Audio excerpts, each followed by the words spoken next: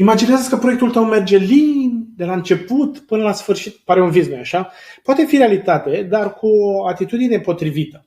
Da, există probleme, există riscuri în proiecte, le identificăm, urmărim, gestionăm activ, facem tot ce trebuie. Dar odată stabilit acest lucru, restul timpului îl utilizăm pentru, hai să zicem așa, o gândire pozitivă. Având această mentalitate, echipa devine mai încrezătoare, managerul de proiecte și el mai optimist, sponsorul este deschis la investiții, inovații sau pur și simplu la sugestii.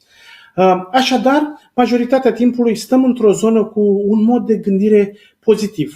Culegem astfel beneficii din ambele lumi. Undeva cam 20-30% de dark side of the force, probleme și riscuri, restul timpului, majoritatea lui, în the bright side of the force sau undeva cu o energie pozitivă. Sau, cum s-ar zice pe românește, mai ușor cu melodrama, pentru că avem noi destule proiecte, hai măcar să creăm un mediu sănătos și frumos și să nu complicăm lucrurile.